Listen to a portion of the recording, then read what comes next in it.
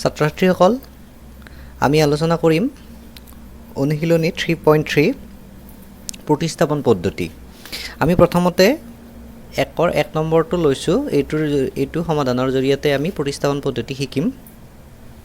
তোমালোকক কি দিছে x plus y equal to 14 আৰু x minus y equal to 4। আমাক এইকেইটা কি হয়, ৰৈখিক সমীকৰণ হয়। তোমালোকে কিয় ৰৈখিক সমীকৰণ? কাৰণ এই সমীকৰণটোৰ উচ্চতম ঘাত 1। তোমালোকক কি দিছে, প্ৰতিস্থাপন পদ্ধতিৰে তলৰ ৰৈখিক সমীকৰণ জোৰবোৰ সমাধা কৰা। তোমালোকে ৰৈখিক সমীকৰণ মানে বুজিয়ে পালা। আমি দেৰি নকৰি সমাধান কৰোঁ। আমাক কি দিয়া আছে প্ৰথমতে আমি সেইটো লিখি লওঁ, x plus y is equal to 14 আৰু x minus y is equal to 4। আমি সেইটো লিখি ল'ম। আমাক দিয়া আছে x plus y is equal to 14 আৰু x minus y is equal to 4। এইটো আমাক দিয়া আছে, গতিকে আমি ইয়াত লিখিম দিয়া আছে, দিয়া আছে।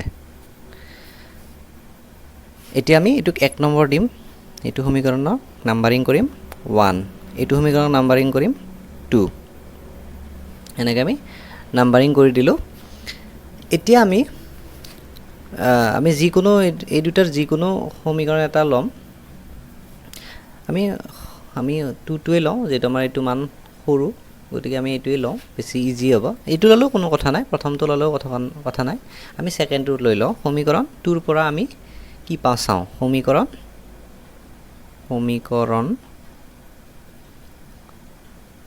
2ৰ পৰা আমি পাওঁ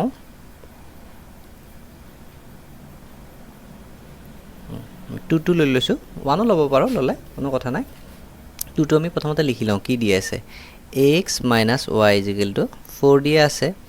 ইয়াৰ পৰা আমি কি কৰিম, আমি যিটো সমাধান কৰিব লাগে, মানে x আৰু y ৰ মান উলিয়াব লাগে, গতিকে আমি xটো আমি ৰাখি দিলোঁ বাওঁফালে আৰু yটো আমি সোঁফালে লৈ যাম।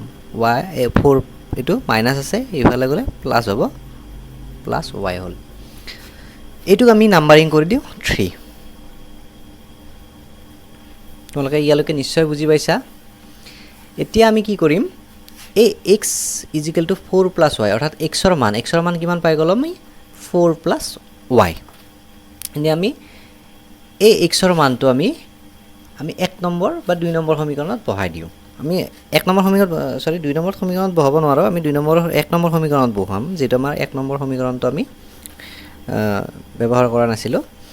এতিয়া তোমালোকে চোৱা, এতিয়া আমি লিখিম, এতিয়া xৰ মান মানে কিমান, অৰ্থাৎ কি হ'ব আমাৰ, অৰ্থাৎ ইমান তোমালোকে নিলিখিলেও কথা নাই, xৰ মান 1 নম্বৰ সমীকৰণত বহুৱাই পাওঁ বুলি লিখিলেই হ'ব। xৰ মান কিমান, x is equal to 4 plus y। এইটো 4 plus y হৈছে xৰ মান। সমীকৰণ আমি 1ত বহুৱাই দিম, সমীকৰণ 1ত বহুৱাই। আমি 1ত বহুৱাই দিলে কি পাব, প্ৰথমতে আমি সমীকৰণ 1টো লিখি লওঁ, x plus y equal to 14। এতিয়া আমি xৰ ঠাইত কি বহাই দিম, 4, এইটো বহাই দিম 4 plus y।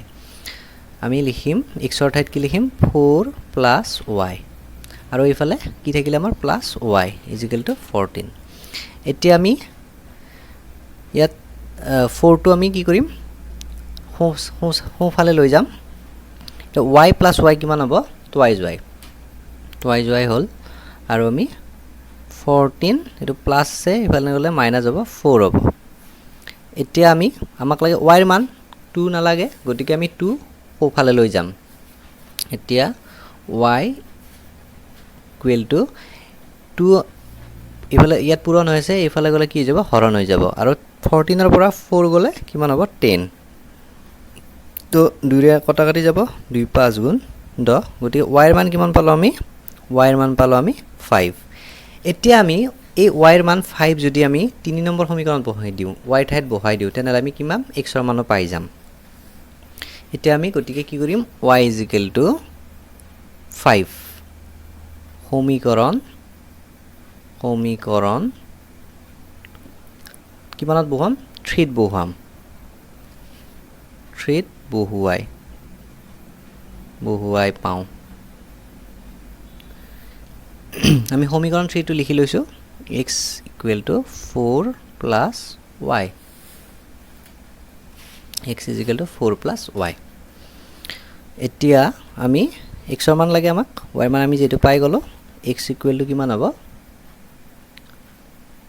4 + y ৰ মান কিমান আছে কিমান পালো আমি 5 গতিকে আমি y ঠাইত আমি কি বহাম 5 বহাম এতিয়া গতিকে x ৰ মান কিমান পালো x = 4 + 5 কিমান হ'ব 9 হ'ব এতিয়া সমাধান আমাৰ হৈ গ'ল আমি x ৰ মানো পাই গলো y ৰ মানো পাই গলো গতিকে আমাৰ কি হৈ গ'ল সমাধান আমাৰ হৈ গ'ল গতিকে আমি উত্তৰত কি লিখিম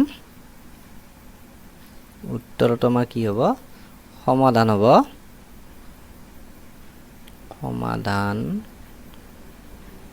হ'ব x = 9 আৰু